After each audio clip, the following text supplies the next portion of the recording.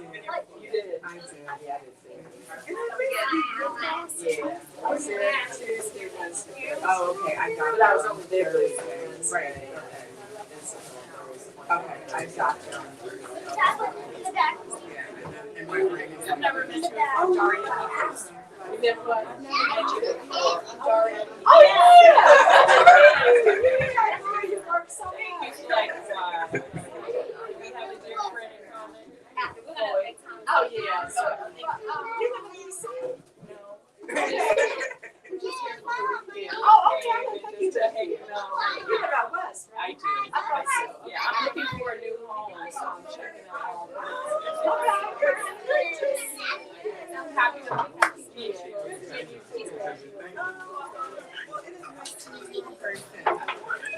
All right, are y'all ready? Look at what you have. You have your own special chair. Can you turn that chair that way? Let me see how strong you are. Very good. Good job.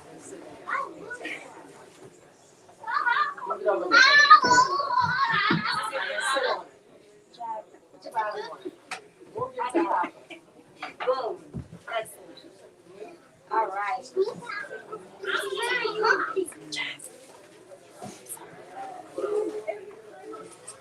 All right.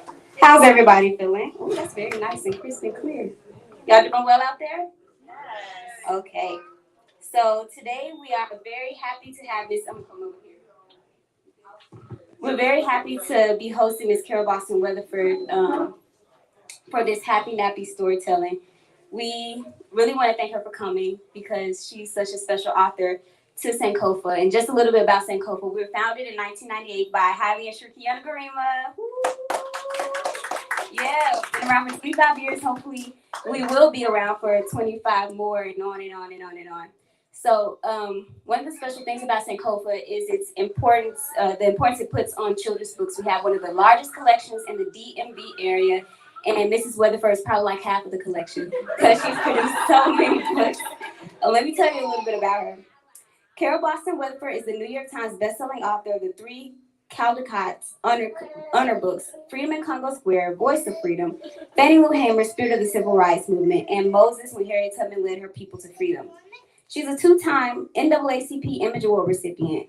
She has the soul of a poet and the heart of a historian. Family stories, faith traditions, and forgotten struggles inform her poetry, nonfiction, historical fiction, and biographies. She has spotlighted not only legends like Billie Holiday and John Coltrane, but also lesser-known historical figures such as Harlem Renaissance bibliophile Arturo Schomburg. And nowadays, she collaborates with her son, illustrator, and poet Jeffrey Weatherford. Carole believes that poetry makes music with words, and she often writes about musical subjects from jazz and gospel to R&B and rap, and hopefully we'll get to experience that today. She has a lot of the books that feature music in her lap right now. And let me tell you about some of the many awards she's received. For Schomburg, The Man Who Built a Library, she won the SCWI Golden Kite, We Need Diverse Books Walter Award, Jefferson Cup Honor, ALSC Notables. For the legendary Miss Lena Horne, she won the Arnold Adolph Early Poetry Award. For You Can Fly, the Tuskegee Airmen, she won the ALSC Notables. Gordon Parks, How the Photographer Captured Black and White America, she won the NAACP Image Award. Freedom in Congo Square, she won the Caldecott Honor, Coretta Scott King Illustrator Honor, Charlotte Zolotow Award, and for Voice of Freedom, Fannie Lou Hamer, Spirit of the Civil Rights Movement, she won the Caldecott Honor, Robert Sibert Honor, Boston Globe Horn Book Honor, Arnold Adolph Young Adult Poetry Honor, and she has many more that I can name, but the children are getting restless, so I will turn the mic over to her. They don't care how many awards my books have won. I've lost count and they don't care. So, all right, boys and girls, we're going to start off with a song. What I need you to do is, when I point to you, you're going to sing, "Standing in the Need of Prayer." Try it. Standing in the need of prayer. Can you sing it? Grown-ups help them with it, okay? All right. I gotta get my script. All right, and this, in the spirit of being a writer, I'm still revising this, and in the improvisational spirit of spirituals and jazz and Black music in general, I have revised the lyrics since the book was published, so they don't adhere strictly to the text. All right, so I'm going to share just an excerpt, and I'm going to get you to help me with it. When I point to you, your part is standing in the need of prayer. It's me, it's, oh, and I should show the book cover, shouldn't I? This is a Standing in the Need of Prayer, a modern retelling of the classic Spiritual, illustrated by Frank Morrison. This is our 4th collaboration. I'm going to talk about the 5th collaboration a little later. It's me, oh Lord, standing in the need of prayer. It's me, Lord, standing in the need of prayer. Not my mother, not my father, but it's me, oh Lord, standing in the need of prayer. Not my mother, not my father, but it's me, oh Lord, standing in the need of prayer. It's Africans enslaved and families sold apart, standing in the need of prayer. It's runaways fleeing the yoke by dark, standing in the need of prayer. It's a rebel with a scar like a lightning bolt, standing in the need of prayer. It's a band of rebels who are plotting revolt, standing in the need of prayer. It's freedmen seeking kin at emancipation, standing in the need of prayer. It's millions on the move in the great migration, standing in the need of prayer. It's black troops tearing down the color line, standing in the need of prayer. It's brilliance on stage about to shine, standing in the need of prayer. It's record-breaking athletes who are so unreal, standing in the need of prayer. It's champions, warriors who in protest kneel, standing in the need of prayer. It's choirs to sing of justice the change will bring, standing in the need of prayer. This land belongs to all of us, let freedom ring, standing in the need of prayer. It's me, oh Lord, standing in the need of prayer. It's me, oh Lord, standing in the need of prayer. All right.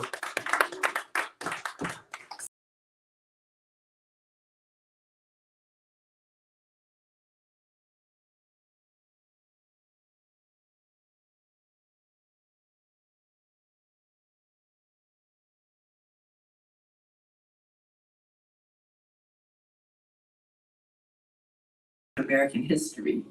So we're going to do another little poem with call and response. It's a book that's not in stock, but you can order it, okay? It's called Be a King, Dr. Martin Luther King Jr.'s Dream and You. Raise your hand if you've heard of Martin Luther King, boys and girls. Okay. All right, so you know he was a civil rights leader in the 1960s. So what I need you to do when I point to you is say, you can be a king.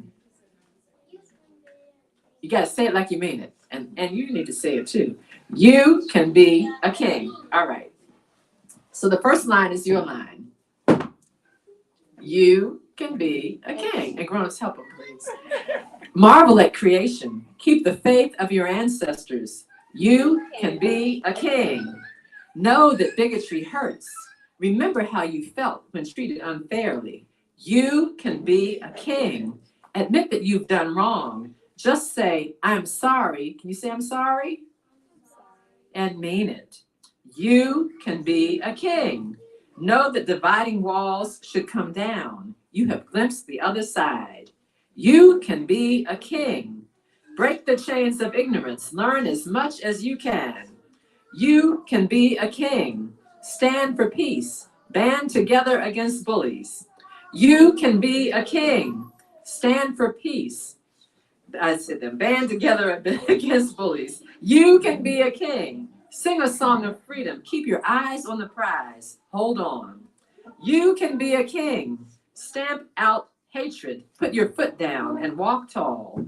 You can be a king. Answer your critics. Believe in your cause and state it plainly. You can be a king. Have a dream. Make yours great enough to grow into. You can be a king. Make the world take notice. Do your very best at whatever you do. You can be a king. Beat the drum for justice. March to your own conscience. You can be a king. Lift up the less fortunate. Be the king or queen of help. You can be a king. Set your sights on the mountaintop. Climb a little higher every day. And this is actually an oldie but goodie. It's a board book. I just returned to the board book space last year, but I actually started out writing board books. And this was a reissue that now has new illustrations by Ashley Corrin. And I'm going to read the book. It's about family resemblances, and I actually wrote it when I was a young mother. My kids were about this age probably when I wrote it originally. Do people in your family tell you that you look like people in your family, other people? Who do they say that you look like? They said that I look like my dad, and some people said I look like my mom. Yeah, it kind of depends on who you're with sometimes too, doesn't it? Like if you're with your dad, they say, oh, she looks just like you. And if you're with your mom, they say, oh, she looks just like you. What about you? Who do they say you look like in your family? I know, your sister, Jordan. Okay, so this is about family resemblances. And I probably do need to use this mic.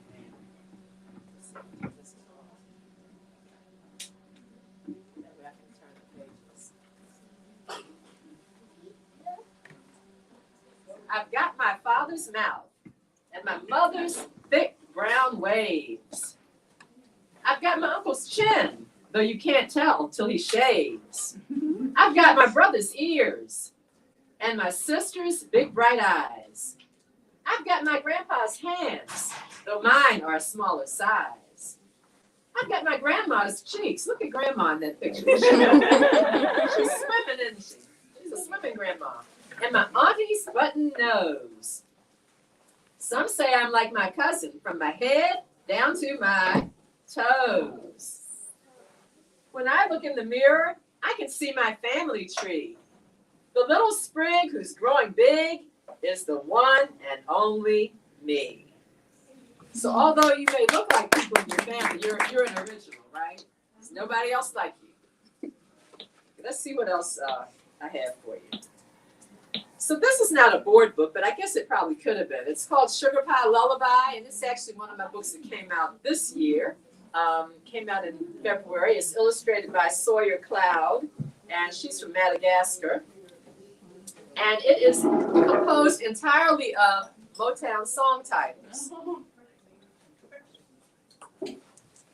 So I'm going to get you to repeat the song titles after me. Baby Love. Baby love. Little Bitty Precious One. I was born to love you. What else is there to do? You are the sunshine of my life. Morning, noon, and night, all I do is thank God for you. Morning, noon, and night, all I do is thank God for you. Shooby dooby dooby doo all day. Shooby-dooby-dooby-dah day. I'm your puppet. I'm your puppet. You really got a hold on me. You really got a hold on me. I can't help myself. I can't help myself. Do I do? Gotta have you. Do I do? Gotta have you. The way you do the things you do, The way you do the things you do. you're my dream come true. You're my dream come true. Sweetness, you're my everything. Sweetness, you're my everything. If I were a carpenter, If I were a carpenter, if this world were mine, if this were mine, I could build my whole world around you. I could build my whole world around you. God bless whoever sent you. God bless whoever sent you. Baby, baby, don't cry. Baby, baby, don't cry. You're all I need to get by. You're all I need to get by. Your dreams take wings and fly. Your dreams take wings and fly. Don't you worry about a thing. Don't you worry about a thing. Reach out. I'll be there. Reach out, I'll be there. Ooh, baby, baby. Ooh, baby, baby. With each beat of my heart, With each beat of my heart, oh, how happy. Oh, how happy. oh, how happy, oh, how happy. My daily prayer, you will know. My daily prayer, you will know. Where peaceful waters flow. Where peaceful waters flow. You've made me so very happy. You made me so very happy. Mercy, mercy me. Mercy, mercy me. Heaven must have sent you. Heaven must have sent you. Signed, sealed, delivered, I'm yours. That is Sugar Pie Lullaby. And let's see what else I have for you. Oh, you are my pride.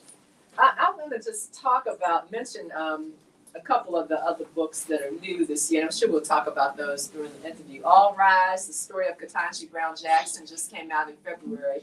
And How Do You Spell Unfair just came out this month, April 11th. And we'll talk about that, I'm sure, in the interview portion. Can you wait until afterwards with your question? Okay. There's other people who want to hear from me right now, okay?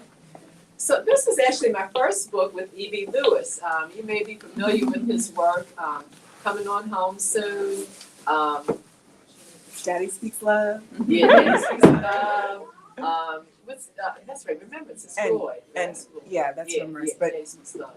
But the other side. The Other Side, the Other Side that's one of my favorites. Yeah. So this is You Are My Pride, a love letter from your motherland. Now, in Moses, I wrote in three voices. And Moses is about Harriet Tubman. I wrote in Harriet's voice, God's voice, and the narrator's voice. In the Beatitudes, I wrote it solely in the voice of God. In You Are My Pride, I'm writing in the voice of Mother Africa. And this is a creation story. I am the mother of all humanity. I have a long history and a longer memory. Most of all, I remember you, my offspring of all colors in all corners of the earth. Let me remind you of our timeless bond. Child, I knew you from the first, when you were but a glimmer in some God's heart. I held your soulful selves within me before the sun ever kissed your skin, before the wind blew breath into your lungs. For ages, you stirred inside me, yearning toward dawn. Child, I stood at the brink of your evolution, when you were without a yesterday and all you had were tomorrows. You were born of my vast wilderness. Child, I knew you before word or the drum, before trade or tools, before fire or the hunt. My caves sheltered you, and my forests fed you. Child, I cradled you when other creatures mocked your baldness, and I looked on amazed as you walked erect from the gorge. Child, I knew you when your blood teemed wild as the beast, and your feet were bare, and the earth was your bed, and the sun your cloak. Your trial then was to survive. Child, I could not protect you from all dangers, but I gave you a clever mind to outwit swifter, stronger predators and to weather fierce storms. Child, you are mine as much as Mount Kilimanjaro, as much as the Serengeti and the Sahara, as much as the baobab and the bush. I love the lion, the zebra, the gazelle, and the impala, but you, child, are my pride. I placed at your feet the land and the sea, and though you are my treasure, I sent you around the globe, for I knew as well as I know you that your gifts would shine. Child, keep me in your heart, and like a long ago song whose lyrics are lost, but whose melody lingers, you will hear me whispering in a language that belongs to no nation, but to all humanity. Repeat after me. Here are your beginnings. Here are your beginnings. Here is your home. Here is your home. And I just love what E.B. did with this because he said he thinks it's his best work. And I know he had to really dig deep because, I mean, there are no references for the beginning of humankind. No picture references at all for that. So using fossils and using what he knows about Africa from the present day, he was able to imagine what it must have looked like at the dawn of mankind. So I think he just really did a fabulous job on this. So I'm going to share one more poem with the kids. It's not a book that's here, but it's National Poetry Month. It's also Jazz Appreciation Month. I may share two, actually. They're both interactive. So I'm going to share two. I know Before John was a Jazz Giant is a book that the store carries, so I'll share that one first. Before John was a Jazz Giant is a poem about young John Coltrane, who grew up in the same city where I raised my kids, High Point, North Carolina. And it's not really a biography, but it's a riff on the soundscape that he probably experienced growing up in High Point. So when I point to you, you're going to say, before John was a jazz giant. Ready? Oh, and the last line you're going to repeat after me. The last line is he was all ears, and you'll do this. And the children have kind of, I'm not going to get them interactive. I won't do the other little orchestration, but we'll just do the chant, the call and response. Before John was a jazz giant. Before John was a jazz giant. He heard ham bones knocking in grandma's pots, daddy strumming the ukulele, and mama cranking the phonograph. Before John was a jazz giant. He heard steam engines whistling past, Cousin Mary giggling at jitterbuggers, and Bojangles tap dancing in the picture show. Before John was a jazz giant. He heard Grandpa's Sunday sermons, Mama playing hymns for the senior choir, and the Scoutmaster's call to join a band. Before John was a jazz giant. He heard birds warbling at sunrise, the sobs of kinfolk at family funerals, and cheers as he marched in parades. Before John was a jazz giant. He heard big bands on the radio, and the saxophone's soulful solo, blue notes crooning his name. Before John was a jazz giant. He picked up that horn, blew into the mouthpiece, pressed his fingers on the keys, and blew every sound he'd ever known into a bold new song. Before John was a jazz giant. He was all ears. He was all ears. And so we're going to wrap it up with Jazz Baby, which is a jazz patty cake. You remember the nursery rhyme patty cake? Kind of silly? Okay. So you kind of hear echoes of patty cake in there. So when I point to you, you'll say Jazz Baby, Jazz Baby. And that's actually the first line. Jazz baby, jazz baby. Join the band. You've got music in your hands. Jazz baby, jazz baby. Blow your horn. You've got rhythm, sure as you're born. Jazz baby, jazz baby. Tap your feet. Snap your fingers. Happy beat. Jazz baby, jazz baby. Pound your drum. Hear it thump thump. Rum-a-tum-tum. Jazz baby, jazz baby. Swing and sway. Shake and shimmy. Dance all day. Jazz baby, jazz baby. Strike those keys. Make them clink clink if you please. Jazz baby, jazz baby. Cut a rug. Jiggle wiggle. Jitterbug. Jazz baby, jazz baby. Pluck those strings till that big bass sizzle sings. Jazz baby, jazz baby. Hippity hop.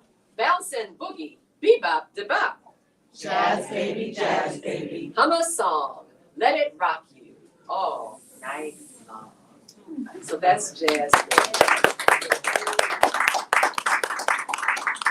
think we're going to do some questions now. Some questions, a short conversation. Yeah.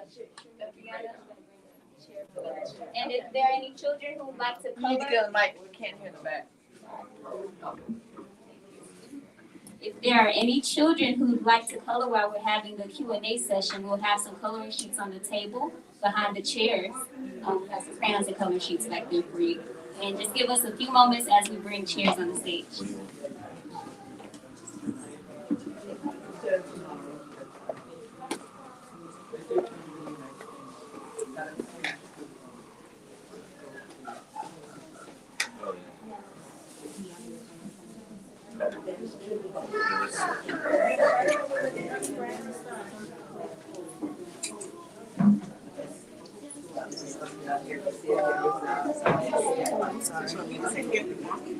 Oh, no, I'm okay.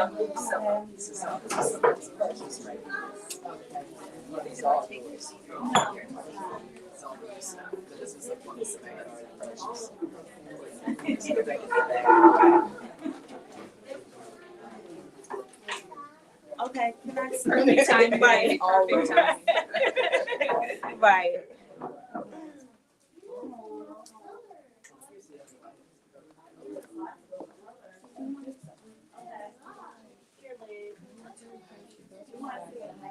No, I'm fine. Okay. Yeah, okay. That's fine.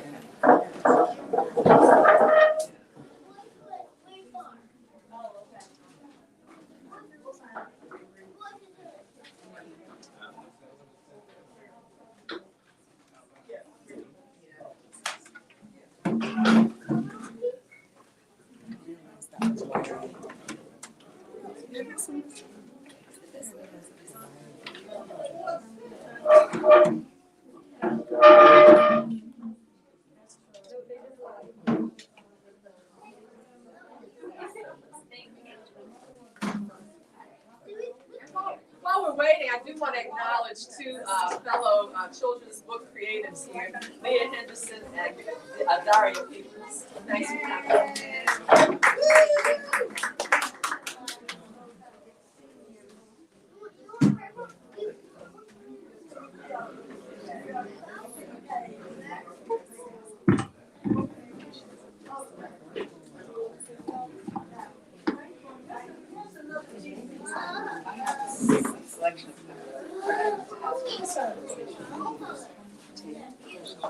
Sure.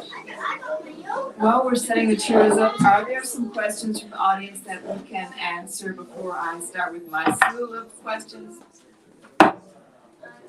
Yes. I've heard that typically it takes a long time to make a picture book, a couple of years. But I was wondering about All Right, was that sort of fast tracked? That was fast tracked, yes. Okay. And in fact, the editor that I worked with on that book, I also worked with on Standing in the Need of Prayer, and she gets them out. She cranks them out, so she can she can get a book out in a year. Wow. In a year and a half is no sweat for her. Yeah. She's already got me doing revisions usually before I've even seen a contract. Yeah, so she can get them out. That's at Penguin and Random House. So thank you again for coming, and thank you so much, Carole, for stopping by. We know you're a neighbor, and it's taken us, I guess, 25 years for us to get together. Let's do it again. Well, not exactly, because I haven't been a neighbor all that time. I really am from North Carolina, but I've only been living in Baltimore a year and a half. But I used to be a DC resident, but not in your time, not in Stuart's time. Well, welcome back. Thank you. Glad to be here. Yeah, we're honored to have you in our literary community here in Pennsylvania. So I just want to take a couple of minutes to kind of talk to you with adult to adult. That's why I'm so happy the kids have something to do. Because what you are doing here with your literature is so wonderful. And one of the aspects I think you probably take this off. One of the things that you may get asked often, and I think we should probably ask this now, is how you are able to, okay, let me just say this first. Let me get to that question. Okay, tell us something about how you got to be who you are. Michaela told us something about who you are. Okay. And maybe you can tell us how you got to be who you are. All right, I made up my first poem in first grade. My mom, I said it aloud, my mom wrote it down as I dictated it. My dad was a high school printing teacher who printed some of my early poems on the press in his classroom. At least he had his students do that. So I got to see my work in print at a very early age. I became conscious. I began to become conscious when I was in fourth grade and had to memorize the poem I Too by Langston Hughes. I was awakened further in eighth grade when I read the poem Incident by County Cullen, which is set in Baltimore, and a white boy calls a black boy who's the same age the N-word. I connected with that poem and decided to write my report for that unit on County Cullen, and the report came back with the letter B, and with B for the grade, and one comment: "Did you write this?" I didn't understand at the time that what that B meant is that I had exceeded the expectations of the teacher, this was at a private school, very exclusive private school that Black people were just starting to go to, and I was a Black person. Not only was I Black, but I had come from public school, so I was not expected to achieve. But I achieved nevertheless. And I took that incident that I didn't even understand at that time, and it incubated within me, until I realized the power of my voice, and that I would use my voice to mine the past for family stories, fading traditions, and forgotten struggles that center African American resistance, resilience, remarkability, rejoicing, and remembrance. So that's my mission today. That was not my mission at that time, but I've been writing poetry just about all my life. When I was in DC as a student and as a young woman, I was involved with Ethelbert Miller's poetry reading series and I did open mics and stuff like that back in the day. But when I became a mother, I shifted my focus from writing poetry for adults to writing children's books. And I now have about 70 children's books. Congratulations. That's worth applause. And some of the topics that you choose as you mine through our history are quite difficult. Unspeakable, for example, is a primary example. It's dealing with an era in our history that is unspeakable. Right. So can you take us through a process, through your process, when you decide that this is something you can handle and translate for children without passing on that trauma? First of all, you've got to face the trauma yourself. Right. And that's difficult. And so what I'm doing, when I'm researching these topics, I'm internalizing the trauma myself. And then when I put it on the page, it's buffered for children. And so I choose just the parts that I need to be able to tell the story in a way that won't traumatize children. So you won't see blood and gore in this, even though it says that 300 people died, and we know it was not a bloodless massacre. But Floyd and I, spared young people the blood, and there's not even that much smoke and fire in the book, but there was smoke, there was fire. So I choose to tell these stories in what I think is an age-appropriate way.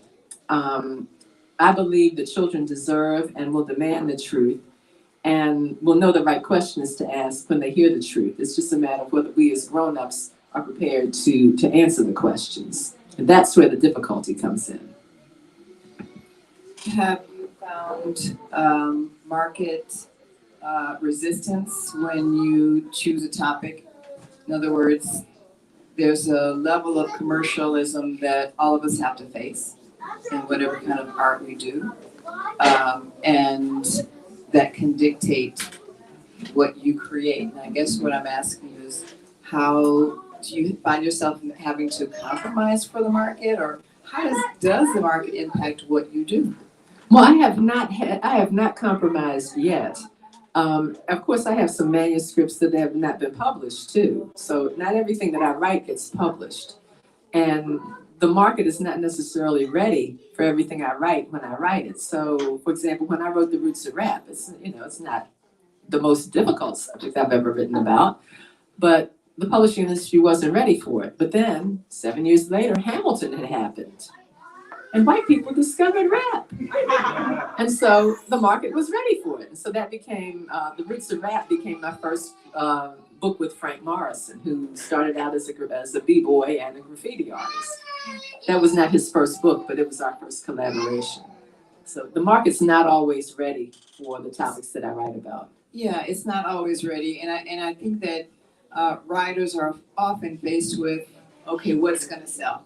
Mm-hmm. And I guess that's a pertinent question now, because we have other authors in the audience, and I assume some want to be authors in the audience.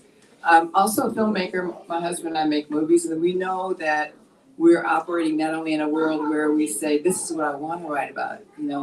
Rap was important for you to want to write about. Do you find that you have to, how do you ride the wave, or do you just ignore it completely? What is your process when it comes to deciding what's going to sell versus and what you need to write about, because you're an author that's obsessed with a topic? Well, you never can really predict these things about what's going to sell. I mean, because you can come up with a topic and say, oh, I know that's going to sell. But it doesn't necessarily, work that way. So I write what I want to learn, what I wanted to learn about. I write what I like to read about. I write what I think might be fresh or new for young people, and that they might want to learn about. Even if it's some history that happened 400 years ago, if young people don't know about it, it's fresh for them. So I try to be true to my heart and to my mission. Of course, I love to sell books too. So every now and then I come up with a book that I think might sell, so to speak. But again, you never can predict. Schomburg is one of my best-selling titles. I would not have predicted that. Unspeakable is one of my best-selling titles. I would not have predicted that it would be, would be selling the way it's selling, because it is a difficult subject. And in fact, the book has even won some Kids' Choice Awards. It won like the National Kids' Choice Award for grades 3 through 5. That's an award that kids vote on. They vote for other kids on kids' books. And it's not a book that I would have expected, kids would have voted for. I'd be thinking it'd be like a book about a rabbit or something, But they voted for that at a time when, books like this are being banned by grown-ups, So kids know what they want to read. And that's why it's important to give them a wide choice of books to read, to select from. Let's talk a bit about the trajectory that you find yourself operating in. Clearly the world of Black children's books is not an old one. The number of authors that write children's books, am I good? Yeah. The number of authors that write children's books for Black literature is getting larger over the years. When you started, I don't think there were that many. And I'm also assuming that when you were growing up, there were not that many Black children's books available. There were some. But how do you see yourself in that trajectory? Well, I slid into the industry in 1995 when the industry was in the midst of what I call a multicultural boomlet. The word was multicultural then, not diverse. But there was heightened interest in the publishing industry at that time to publish books by and about African Americans and other people of color. So that's when I slid into the industry. And I've seen, the numbers have slowly increased. There are more people writing. Some of the people who started out when I were working when I was working, they're now gone. And then, new people have come in. So, I see some growth. I'm probably one of the elders now.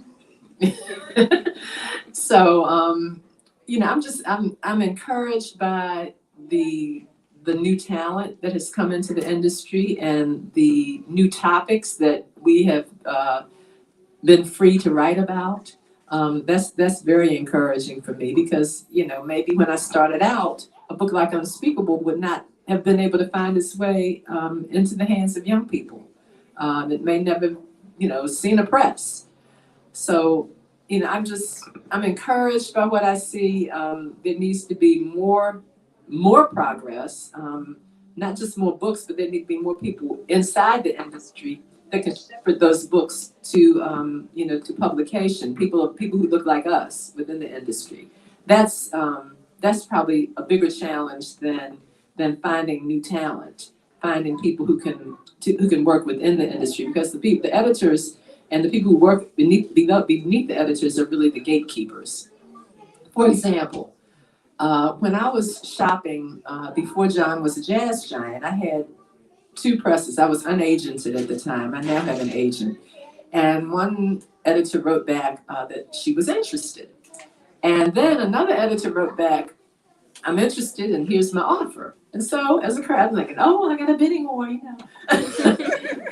So I went back to the first editor and said, well, as a courtesy, I've got interest from another editor. And if you'd like to make an offer, a counter offer, great.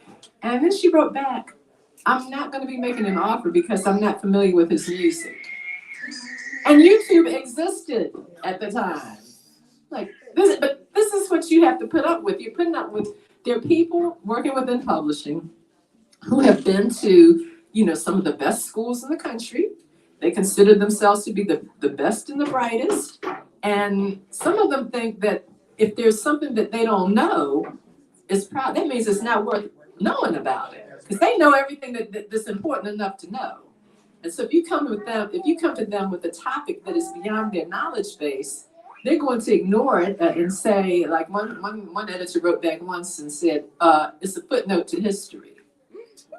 Footnote to history. We can't publish this book because it was a book about a NASCAR driver. We can't publish this book because NASCAR, black people aren't into NASCAR, and NASCAR is redneck. Yeah, you know. So, you know, they bring all these preconceived notions. The biggest lie, of course, is that black people don't read. You know, if they can't find anything else, they'll go to that. But yeah, that's the biggest lie of all that, you know, that confronts us in the industry when we're trying to sell these projects before they're even books. So it makes one begin to imagine the books that have not been published, that the stories that haven't been told, the rejections, like you say, even you having rejections that are not going to see the light, may not see the light of day because you have ignorant people in high places, and an industry that doesn't have a sensitivity toward what they don't know and don't hire people to help them know what they don't know. The George Floyd era, I think, made a difference, you know, to some degree, in terms of shedding light on that ignorance. For example, the books that we sold, all of a sudden we had white clientele. We had people, you know, online during COVID saying, send me this book, you know, and we couldn't keep some books on the shelf because of that era of demand for knowledge. But what keeps going, I think, through these ups and downs within the industry are Black publishers. Right. Black bookstores, Black authors. Yeah. You know, people who are there already saying, no, this is a priority for me. I know this is important. I know John Coltrane. And I know how the music of the world would be different without John Coltrane. Right. Yeah. Right. And, you know, Elvis Presley was the beginning of nothing. You know, so this idea of having people, Black people, people of color in place doing the work anyway.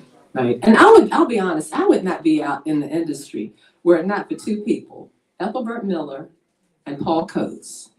Ethelbert Miller referred me to Liam Lowe Books, which at the time that I submitted my manuscript, Juneteenth Jamboree, which was the first children's book about Juneteenth. They were on their second season, their second list. And the fact that I dropped Ethelbert's name in a letter got me out of the slush pile and got my work read.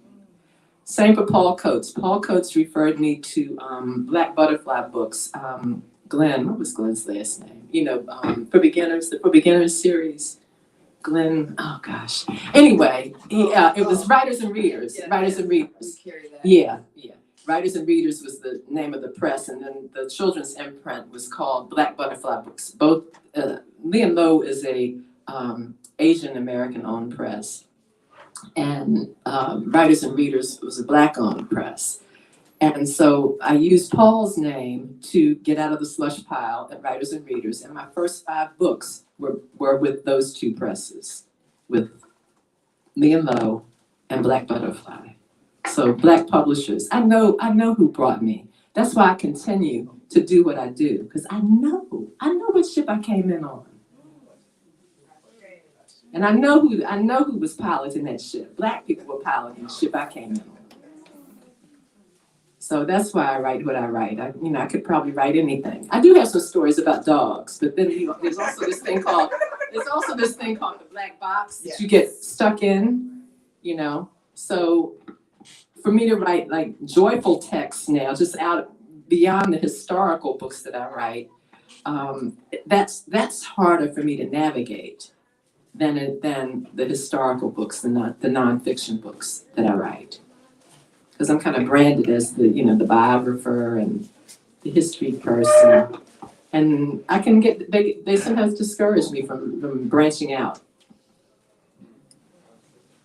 That's an important note. I mean, I think that goes back to this idea of the markets determining what comes out of our artists. Mm-hmm. That, even for you to have to face that, I mean, speaking of musicians, that's what they had to face all the time. Complaining, look at Miles, complaining about wanting to come out of his, he was growing out of that. He was growing out of the way that he was expressing himself and wanted to go into something else. It's very difficult for, a market to accept that. But so I'm glad to hear you say that, because it's not peaches and cream. No. No, it's not. It's not. It's a challenge, and it's not always friendly. You know, it's foreign territory when you're trying to work within an industry where there are huge conglomerates and Murdoch owns some of them, and German companies own some of them, and like I think Penguin is owned by Bertelsmann's, which is a German company. So the players are not even necessarily in the United States anymore. These are multinational corporations that we're talking about. So shout out to Paul Coates and Black Classic Press. Yes. We go way back. We used to commute to DC together when he was working at Moreland Spingarn and I was working at the National Bar Association. So we go way back. And let's shout out some other Black presses, in case y'all don't know who brings these books to our shelves. Just Us Books. Just Us Books. Third World Press. World Press. Africa World Press. Africa World Africa Press. World Press. Red Sea Press. These are pillars. And I'll tell you, in Africa World Books up in Baltimore, I mean, he's why we're here, because he's a publisher / warehouse distributor. And when we said we wanted to open, we went up to Nati, who's the owner's name, and said, okay, Nati, we're going to start a bookstore. And he said, okay, I'll help you. Fill up your van full of books. And then when you sell them, pay me. Wow. That's how we are. So when we said we know what ship we came in on, we still on that ship trying to plug the holes day by day. But this is a reality. These are the ships we come in on. So let me just ask you, I know you tell me when to cut off because I can keep you here all day. I wanted to just ask you, who are some of your heroes? And these can be in the world of literature and outside of the world of literature. People who just, you feel like shoulders you stand on. Well, I'd say my parents, first of all. Both of them were educators in Baltimore City Public Schools and went on to be administrators. There's some, several teachers at my all-black elementary school, Edgewood Elementary School in Walbrook Junction in Baltimore.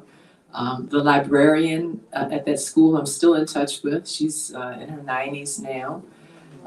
Gloria Johnston is her name. My 5th grade teacher, Lorraine Hayes, was a big advocate for me. And I met her, I saw her at an event after my book Moses had come out. And she said, oh, Carole, I always knew you could do it. Always knew you could do it. And I didn't even, it wasn't like I was going around the elementary school saying I wanted to be an author, because at the time, even though I loved to read and I loved to write, I had no idea. I had not met a real live author, so it just wasn't in my culture. I had no idea that the people who were writing the books that I loved to read were, number one, getting paid, and number two, alive. I just assumed they were all dead people. I was reading these books and these people who wrote them are dead. So it just wasn't in my world, in my culture. So I didn't decide that I wanted to be an author until I was about 24, 25 years old and had a poem published called I'm Made of Jazz.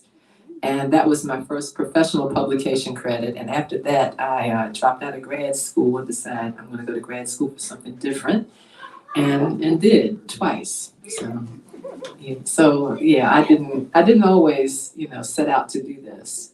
But people like Harriet Tubman, you couldn't grow up in Maryland in the 60s without learning about Harriet Tubman. And then my son and I have a new book coming out in September. It's called Kin, and I got to kind of reinvent or reimagine some of our ancestors who were enslaved at a plantation where Frederick Douglass was also enslaved on Maryland's Eastern Shore. So those people are really, really my heroes, even though I never met them and just know their names and had to reimagine their world. Those are some of my heroes. And how about in the writing world? Are there some authors that you just think about all the time that you feel like are standing behind, got your back? Oh, Langston Hughes I consider to be my literary mentor. In fact, I think I've had an experience with his ghost in his Harlem brownstone. I think he visited when I was there. Yeah. So I was introduced to his poetry, as I said, as a child in elementary school. Toni Morrison. I've been working on a piece about her. I don't know when it's going to come out, but we'll see. Rita Dove. I read poetry, so name someone else. Maya Angelou. I was real into her poetry, and Ntozake Shange's poetry changed my life because I had no idea until I saw For Colored Girls Who Considered Suicide When the Rainbow Is Enough that poetry could have a life on the stage, not just on the page. So that work really changed my life. And let's see, Paul is here. Were you here when I called your name? Oh, I conjured you. I just talked about you. Yeah, so so we were talking about heroes, and Paul is one of my heroes. I'll tell you what Paul told me. I don't know if you remember this, Paul. I had been to a book event in Charlotte. There was a black book fair that used to travel around. Toni Trent Parker and another lady, I can't remember her name, used to do these book fairs around in different cities. And I was at this table with the guy named Robert Miller, who did cowboy books. You remember him? Okay. So he was all dressed up as a cowboy. Kids, with kids, if you are dressed up as a character at an event, you are in. Okay, you can dress up like a dog, dress up like a cowboy, whatever. He's dressed like a cowboy. I'm just wearing my street clothes. And I had one book at the time. I had my little Juneteenth jamboree on the table. So my book was like right here. And then his books are all the way over there. I said, Paul, I was at this book fair, and I said, I felt like I was about this tall. And Paul said, Carole, you just need more books. And he's right, because when we was having to talk about the market and, whether the books will sell, one book might not hit it, but if you've got royalty checks coming in for like 40 different books, it adds up. And I'm what you might consider what publishers consider to be the two kinds of authors. They're best-selling authors and they're prestige authors. I'm a prestige author. I've had some books that have sold, but they're not, I've only had one book on the New York Times bestseller list, and that was only for 3 weeks. Maybe it'll happen again. I don't know. But my books win awards, and publishers like that. They like that. They like the money better. But they'll keep publishing. You got to do one or the other. You got to win awards, or you got to sell a whole lot of books. And so I've been able to sell awards, win awards, and sometimes sell some books. So that leads right into this idea of what gives you motivation. Clearly, the people that you write about, the past that you're mining, those are inspirational sources. But the idea of awards, okay, I think that excites most of us. Is there an award or experience that comes in the form of an award that you really valued? What was the most important award for you, for example? That's a good question. Well, the Coretta Scott King Author Award and Honor were nice awards for me. The Newbery Honor, all 3 of those came from the American Library Association. So those meant a lot to me. The NAACP Image Award, I understand doesn't necessarily sell books, but that won a lot to me. Plus, it's a very heavy award too. It looks, it's real heavyweight. So that meant a lot. Well, because it's from Black people. It's from Black people. It's from us, and it's a people's choice kind of award. It's not, people. It's not librarians sitting around a table. Not that I have anything against that. It's not librarians sitting around a table, as a jury reviewing books. It's what the people think. So doesn't necessarily mean it's the best book of the year or anything like that. No award really means that. It's subjective. So I try not to let awards go to my head, nor do I necessarily expect awards for my books, because then I'm bound to be disappointed. You can never predict, what book's going to be popular or what book's going to win an award. I write what I write because I'm committed to this mission of telling our story, because our story's been told by others for many years, and it's been skewed and misconstrued, and I just think that we have to tell our own story. People ask me why I write about slavery. I write about slavery because 4 million people were enslaved at the time of the Civil War, and that's a whole lot of stories that have yet to be told. The voices of our ancestors who were enslaved were muted, marginalized, and literally muzzled. And I feel like I owe it to our ancestors to reach back, not just to the slavery era, but to other eras where, you know, we were marginalized and silenced, and to tell those stories. So I do what I do because I'm committed to the mission, not because of awards. It is rewarding, though, one, to be able to work with my son, and two, to know that kids in whose faces I may never see, whose schools I may never visit, whose cities I may never visit, are reading my books in parts of the world I may never get to. So this has been my ticket to West Africa, to the Middle East, to Europe. You know, it's been a good ride. But it's only happened because I'm committed to the subjects that I write about, and because I have persisted. I could have given up at any time. I've cried over bad reviews, okay?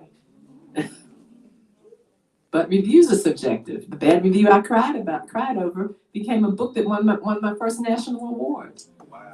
So you just never know.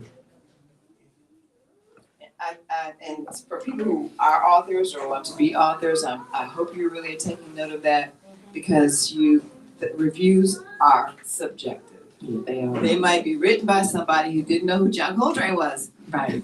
So how serious can you take that? And I think it's important to remember that you're operating in a system that does not know you. Right.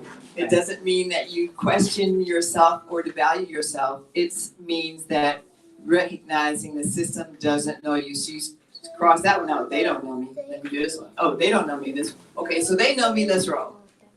It's not a critique against the legitimacy of what you're doing or saying. Really, really, really important to realize that. Don't take it to heart. So you mentioned your son, and of course, it's kind of a two-pronged question. I think all of us wonder how it is working with your son. I have one that I'm trying to figure that out about too. And but doesn't it bring a kind of another level to your work? I mean, what has he brought to it, or is there a tension? There's a tension. Yeah. I love working with him. I do picture research for the writing. And then I share it with him. I probably overwhelm him with the picture research that I do. We work pretty much like author and illustrator who aren't necessarily related, and that he does not necessarily share sketches with me along the way. I may get the sketches from the publisher when the publisher's ready, or when my son sends them to the publisher, he sends them to me. So I'm not, involved in his creative process per se, although we do talk about directions, but that's up to him. The vision is up to him. One thing that if you're a parent, you can probably relate to this. It can be difficult to work with your child, and you can only take them so far, even if they're an adult child. So he was beginning to get frustrated, and he said, I said, one thing you need to understand is that this is now the family business. I said, I'm in it and you're in it. I said, but because I've been in it longer, I'm the boss. I said, so when I tell you to do something or ask you to do something, it's not mom telling you to make up your bed. It's me telling you to do something to advance our brand or to meet a deadline. I said, so don't get it twisted. I'm still your mom, but in this industry, I'm your boss. These joint projects, I'm your boss. So he came around. And this was his spot too. What was This Sankofa. Oh, that was. Oh yeah, well, I paid almost as much money for Sankofa for food for him as tuition over at Howard. He was over here. He was up here eating all the time. And we never knew it. How'd that happen? I don't know. He may have been going by a different name. but I've got the credit card receipts to prove it. Well, okay, so when the grandkids come, be sure you just at least call us. Okay. They're on campus, keep an eye out. We're Yeah. good at that. So the other question about, parenting, working with children, et cetera, is, so writing children's books as a parent is something. So, because one sensitivity as a parent shifts when you're in charge of this child coming up and you're thinking about their viewpoint, how they see the world. Can you talk a bit about how being a parent has affected your writing? Well, it definitely affected it. I probably would not be a children's book author had I not become a mother. When I was taking my kids to story times at the library when they're 20 months apart, so they were, pretty close. I'd take them to story time and they, the librarian would share books. And I noticed that there were more books about children of color for them than there had been for me. And that's when I began to research the industry and to notice that the industry was in the midst of a boomlet and had this hunger for, or at least interest in African-American manuscripts. And so that's how the book that really kind of woke me up was Tar Beach by Faith Ringgold, because my kids loved that book so much. And I fell in love with it too. And that's the book that had made the light bulb go off in my head and say, hey, maybe you could write children's books. So, that was, becoming a mother was very empowering for me. I decided to stay home and be a work-at-home mom, and I had this PR, public relations career, editorial career going, and then I was trying to get the literary career going at the same time. So that's my children brought me here too. I know exactly how that works. So I want to wrap up, but before we do, I want to see if there's any 3 or 4 questions we can take from the audience. Okay, you go first. Yeah. My question is, for those people who are longtime activists, how do we support what you're doing?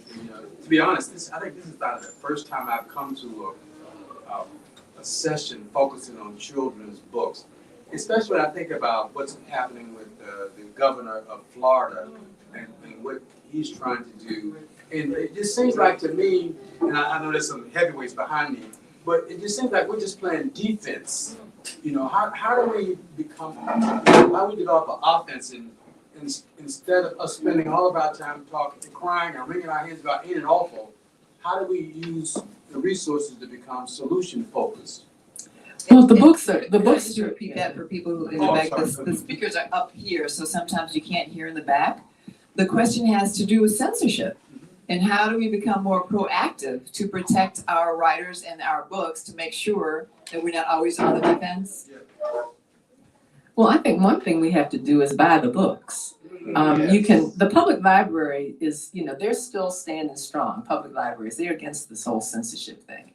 You can request that public libraries purchase books for their collections. They go on reader recommendations. You can buy the books from Black-owned bookstores. If you have to go elsewhere, buy them elsewhere too. To show the industry that yes, these books sell. There's a market for these books. I think we should have reading groups and communities. We need to start in the household, and having books in households and sharing them as families, and then have reading groups at churches, beauty shops, barbershops, wherever people gather. Pediatricians' offices, the books need to be there.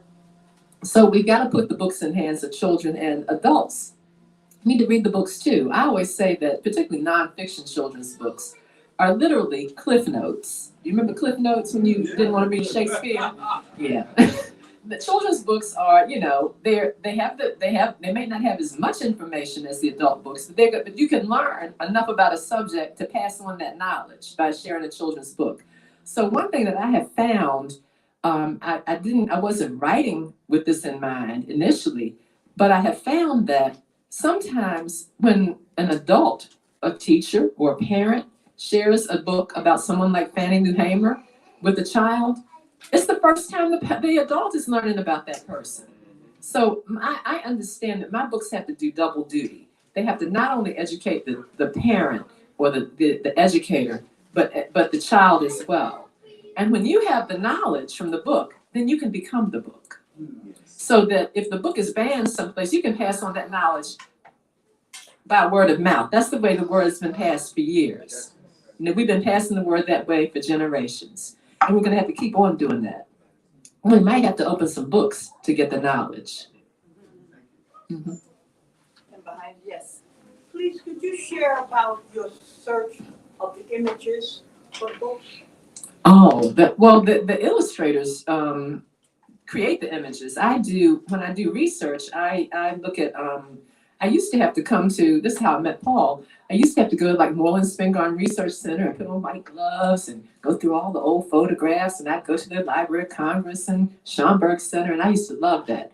But now that once I became a mom and was kind of rooted and couldn't like travel around as much, fortunately, digital archives started to be, come into play, and I'm able to do a lot of research online through some of those same archives, state archives, lots of collections. Sometimes I'll see a photo in another book, the book that I'm using for research, and I can identify the source of the photograph. But my primary sources, my most frequent sources tend to be the Library of Congress, maybe New York Public Library / Schomburg Center, and then state archives, things like that, National Archives. But then But the illustrators, I'm just using those for my picture reference because I have to know what something looked like in order to write about it. But then illustrators do that same thing. They do picture research. And I may share my picture research with my illustrators, or they do their own, and they have to create the illustrations. And generally, the publisher pairs you with the illustrator, unless you come as a package. So when I work with my son, we come as a package. When Floyd and I pitched, when I pitched Unspeakable, Floyd and I came as a package because I knew he was from Tulsa originally. But generally, the publisher will pick the illustrator. Although at my stage, they will ask me, do you have someone in mind? And so for You Are My Pride, I had E.B. Lewis in mind. He and I had already talked about it, and I knew that I wanted to work with him. Paul? Sweetie, I don't want to get too far away from Carole's point, but I want to fact check. Mm-hmm. So when you were talking about you wouldn't probably have gotten into the children's books without the kids, I just want to go back because I remember distinctly, and this is my story, and I've told you over and over about you. I remember distinctly riding across to Baltimore, working for the National Black Lawyers. Right, National Bar. And you said in the car that this is it, that you're going to do your thing, because this woman had always wanted to write. But my thing then was writing poetry for adults, though. That is true. Yeah, right. I was going to do that. That Yeah. is true. Yeah. The point was, though, that I've always admired you. Oh, thank because you made that declaration, and because you knew who you were, knew who you wanted to be, and I've told this to people using you as an example. Oh, thank you. I just want to put that out there and make sure that's there for the record. Yeah, you're right. I was already a poet when I was already a published poet when I started writing for kids. Well, you were mentioning about how publishers choose the illustrator. How much of that all do you elaborate during the process? Not at all. Not at all. I mean, it's. Can you repeat the question? So the question was, after the publisher chooses the illustrator, how much do I collaborate with the illustrator when that work is being done? So generally, not at all. I mean, there have even been cases where I never even saw sketches before a book was published. Like for Moses, I never even saw sketches. That's Kadir Nelson, though. So yeah.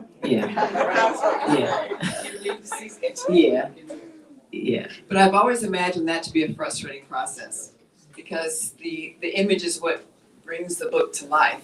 And if you can't control that or have some final say. I try not to get frustrated about that, because, what happens is, I submit the script, it's acquired, and either I have to revise it or I don't.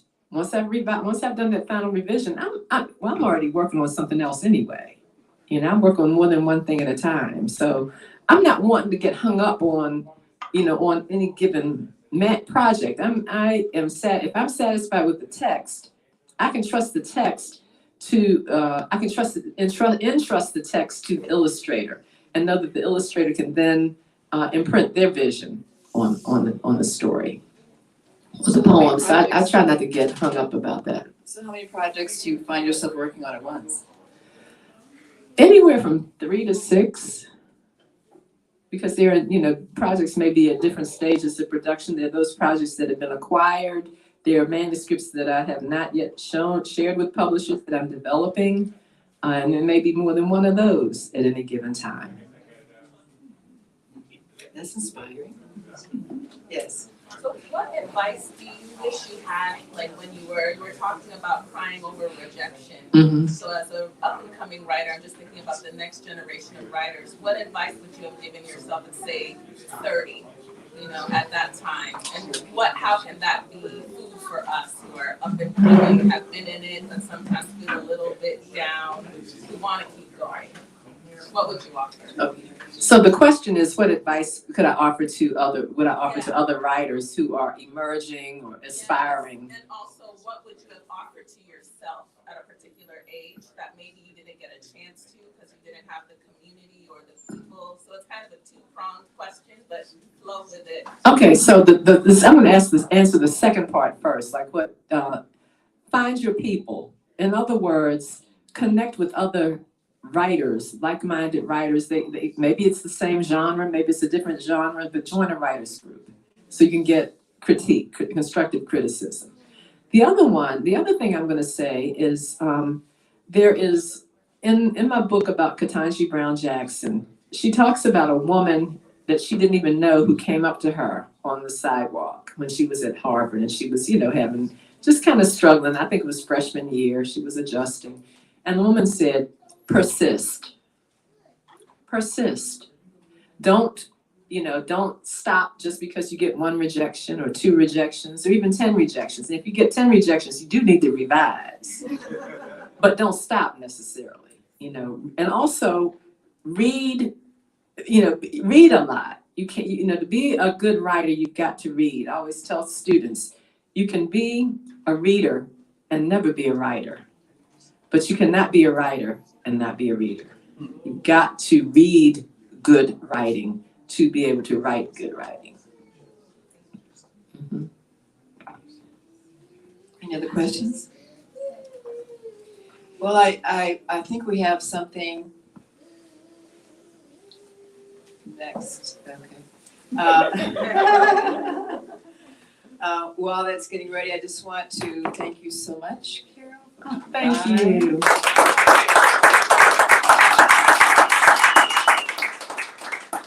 People have been waiting to applaud you for a while. I didn't have to ask anybody for a round of applause. I'm glad you conjured up our brother Paul here of Black Classic Press. He's a mainstay with us, a pillar. And of course, Greg Carr has been promoting this event himself on his own social media because he wants to make sure everybody takes advantage of your being here. Thank you. And can you just say something about what's in the pipeline, or is that a secret? Well, I'm going to talk about the book that I have coming out with my son, because that'll actually be my next book. It's called Kin, K-I-N, Rooted in Hope. And it's a middle grade verse novel that fictionalizes the lives of my ancestors at the White House Plantation and in the all-Black villages that my ancestors went on to found on Maryland's Eastern Shore. Your specific answer, your family? My family, yeah, my family. The villages are Copperville and Unionville. Unionville is probably the best known of the two because it was founded by Black veterans of the U.S. colored troops during Reconstruction. Are you co-writing it with your son? No, he's illustrating. He's illustrating, yeah. How long have you been working on that? I probably started working on it maybe over 10 years ago, because I didn't originally, I was researching genealogy, not thinking about a book, and then I decided, I'm going to do a book. And then my son had to illustrate. So it's been a journey. It's at least a 10-year journey for me. Fantastic. We can't wait to carry it to Sankofa and share it with everybody. And again, because there are so many books, as Michaela said at the beginning, we only have so much shelf space for Carole's books. They are all available online. And we are going to make sure that we keep bringing them in the store. So what you don't see here today, you may see here tomorrow. I have many favorites. I've just become a grandmother. So You're gonna get Grandma and Me? I'm gonna tell you, Grandma and Me was my most popular board book at one time. It's definitely got Grandma written all over it. we'll have to please let you sign one of these for me before you go. And I've been told that by Michaela that we are going to have a signing session at the end of this. And before we go to that part of our program, we'd like to present you with something very special. This is a gift from Sankofa and the Sankofa family. You can open it right now if you like. And just to thank you for what you're doing. It's just Awesome films, all to right. just make sure that you know that we're behind you on those low days. If you have any of those now, that the community's behind you, and we just want you to keep on producing. Thank you so much.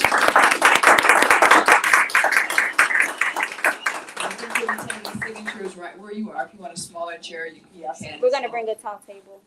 Okay, she'll bring you a table. And thank you all very much for joining us today at Sankofa Video Books Cafe. Thank you.